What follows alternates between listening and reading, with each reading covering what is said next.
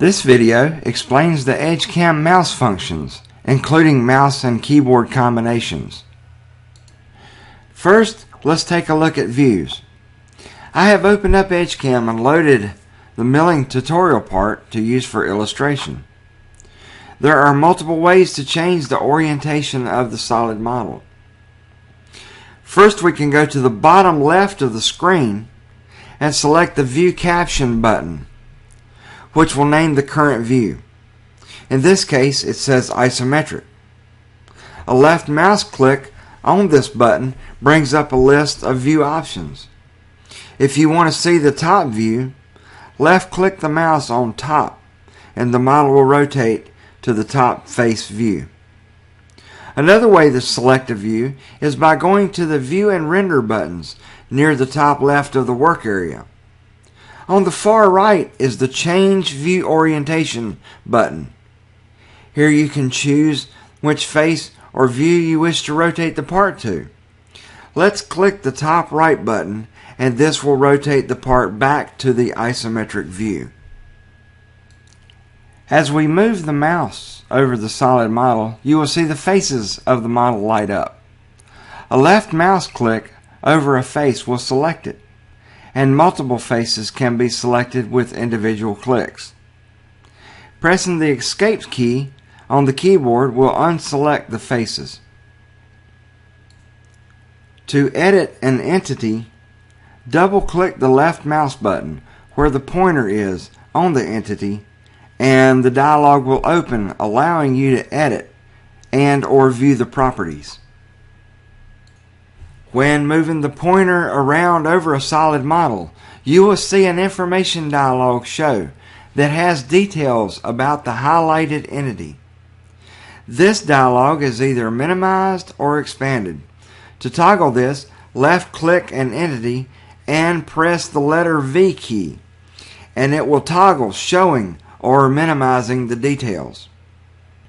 I will toggle to make sure it is maximized to show all the details. From here, I will press the Escape key to undo the selection.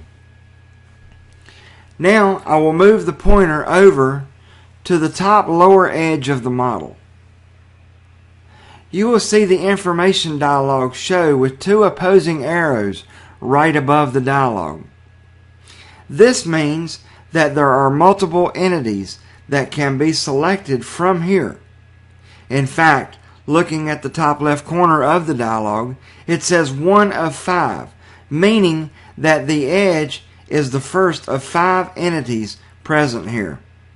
Holding the pointer on this edge, I can now press the Tab key and you will see the second or 2 of 5, and a different entity is highlighted. Repeat pressing the Tab key as we make our way through all of the entities intersecting this edge.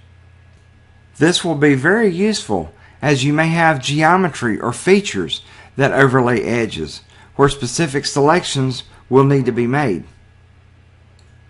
There are two methods for selecting entities by way of windowing.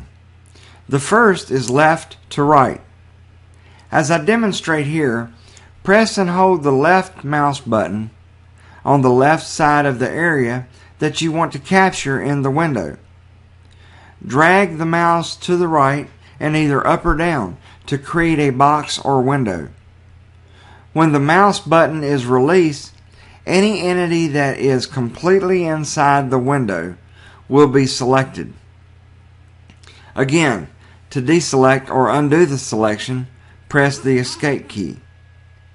As I repeat this slowly, look carefully at the entities that are fully inside the window as opposed to the entities that are only partially inside the window.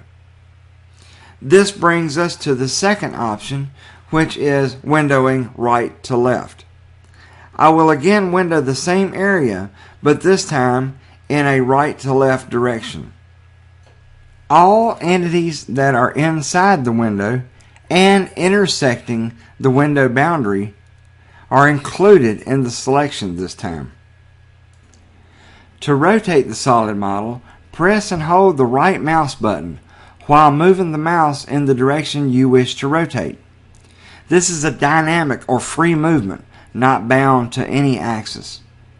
You can also control the rotation along a particular axis. First, press and hold the X key on the keyboard, and at the same time, right-click and hold the right mouse button, and move the mouse to rotate while the model is locked in the X-axis.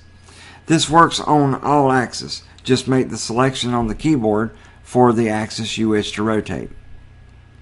Finally, you can specify a point of rotation.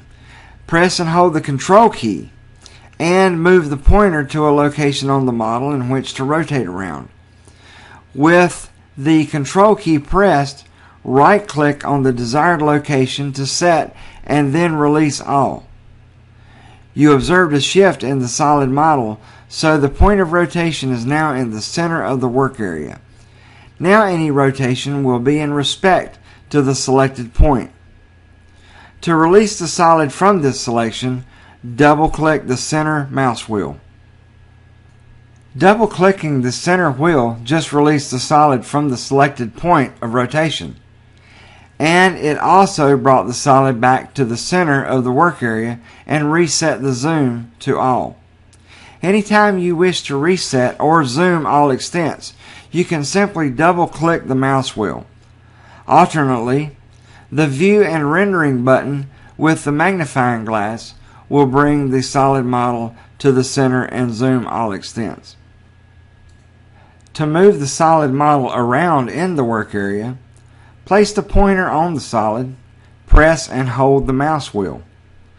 The model will now move with the mouse while the button is being held. The center mouse wheel, when rolled forwards or backwards, will zoom the solid model in or out. As a default, moving the mouse wheel forward brings the solid model closer, and moving the wheel backwards moves the solid model further away. The directions can be reversed by going to the File tab, look under Preferences, and then the Interface tab, and to mouse wheel sensitivity.